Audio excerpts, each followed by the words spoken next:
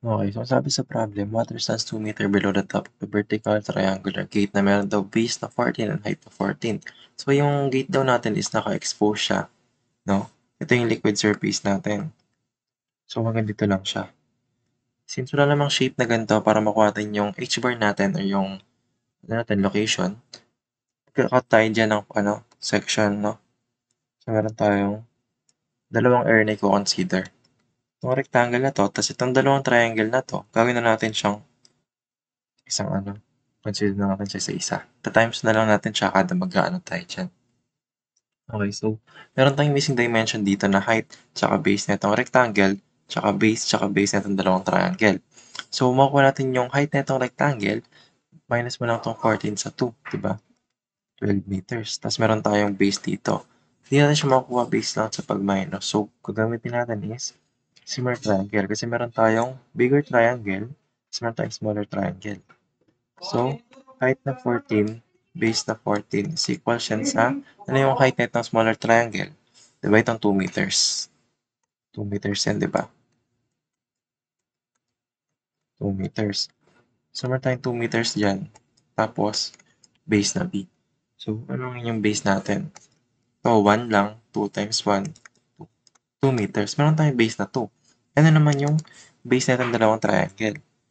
Kung 2 to, 2 tong section na to, 14 minus 2, 12. 12 divided by 2 para sa dalawang to, 6 meters. Okay na yung dimension. Pag meron tayong mga dimension, di ba, ang formula natin dito sa hydrostatic force is gamma h bar ng projected area. Tapos, since meron na tayong mga dimension, kuha na natin si area. Area 1 natin sa rectangle, 12 times 2, di ba? So, 24 meters squared. Area 2 naman, triangle, di ba? 1 half. Ano yung base natin dito? 6. Ano yung height natin dito? Ito pala yung base. Ito yung height, 6 meter. Ito yung base, 12 meter. Times 2 natin yan since dalawang area yan. So, ano yung makuha natin dito?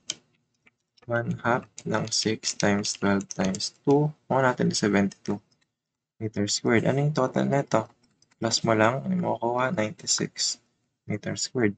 Okay na yung area natin. So, pag nakuha natin yung area natin, may kukunin tayong next step, which is yung heights natin, kada individual section. Kasi ang h-bar, makuha lang yan pag meron na tayong h1 tsaka h2. Maling area neto tsaka area na to. Kaya natin yung, yung center of gravity nila papuntang liquid surface. So, ang h1 natin, diba pag rectangle, kalahati lang yan ng height. So, 12 divided by 2, 6 meters siya. Itong h2, diba ang center of gravity ng triangle is banda dito. Kailangan natin siya papuntang tong liquid surface. So, ilan tong portion na to? 2/3, diba? So, 2/3 ng base natin na 12, yan yung makukuha, 8 meters. So, meron na tayo, kompleto na tayo. Pag kompleto na tayo, pwede na tayo magbarigdons theorem. Laging natin ganun yung gagawin mo. Magbabarigdan ka para makuha natin yung total na to, yung h-bar.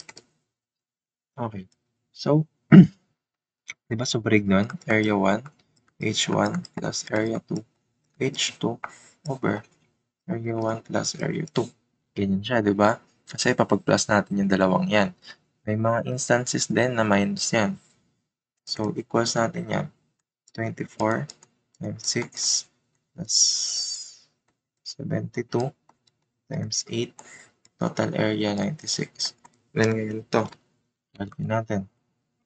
24 times 6 plus 72 times 8 times over 96. Meron tayong 7.5 meter. So, okay na yung h-bar natin. Makakuha na natin to. 9.81 kilonewton per cubic meter. 7.5 meter ang h-bar. Area natin is, total natin, 96 meter squared. So, ang force natin na makukuha, 9.81 times 7.5 times 96. 7063.2 kilonewton. Ba't kilonewton na lang siya? Since maka-cancel to. Okay na yung una natin. Tingnan natin yung YP. Diba yung YP formula niya is h bar plus eccentricity. At ang eccentricity I over h bar times area. Ang kaso dito, naghati nga tayo ng section sa area natin, sa projected area. So, meron tayong dalawang inertia. So, magiging bagong formula na itong inertia na to is I is equals to IO plus AD squared. Itong inertia na to, yung inertia ng kada section, yung rectangle tsaka triangle. So, getting the YP. Ano yung h bar natin? 7.5 meter plus ano yung inertia ng rectangle natin? Sige, para ano.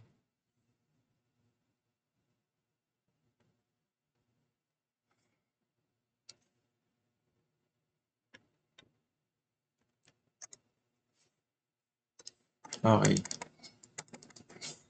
So, ayan, di ba, in your figure. Ano yung inertia ng rectangle? Di ba, base height cube over 12. Ano yung base nito? Di ba, 2. Height natin dito is 12. Cube over 12. Plus, ano yung area nito? 24. Tapos, D. Ang D kasi dito, ang D, H bar minus HX, or H sub 1 or H sub 2 yan. Ito, yung H bar na to, ito yung projected area na to, no? Itong buo na to. Projected area. Yung H bar niya. Kailangan natin i-minus yung H1 dito para makuha yung D. So, ano yung H bar natin? 7.5. Minus, ano yung H1 natin? Diba kanina nakuha 6 squared. Ayun yun. Difference ng ano nila, distance. So, okay na yung portion ng 1 natin, yung section 1. Plus ngayon natin yung isa pa. Ano yung inertia pag triangle? Diba base height cube din, pero over 36 na siya. Ano yung base natin dito? Diba 6? 6. Height natin, 12. Tapos, ano yung, ano natin dito, yung, ano, over 36, diba? Yan. Tapos, ang gagawin pa natin dito, since isang area pa lang yan, isang inertia ng, ano dito, times 2 natin. Okay. Plus, ano yung area nito kanina? 72, di ba? 72 times 7.5 minus 8. Okay lang na magbaliktad yan kasi magka-cancel din yung negative. Okay. So, okay na yung ano natin. Portion na yan. Next natin, divide natin yung buong yan by ito, di ba? Kasi ito pa lang yan, no? Itong portion na yan, ito pa lang yan. Okay. Ang H bar natin, 7.5. Area natin, 96. So, pagkakalagay natin yan, 7.5 plus 2 times 12 raised to 3, 12 plus 24, 7.5 minus 6 squared plus 6 times 12 cube, 36, 2 plus 72, 7.5 minus 8.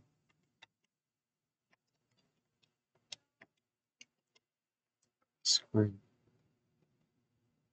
over 70.5, 96. Makuha natin is 8.8 meter. Ayun na yung final answer. Ayun lang.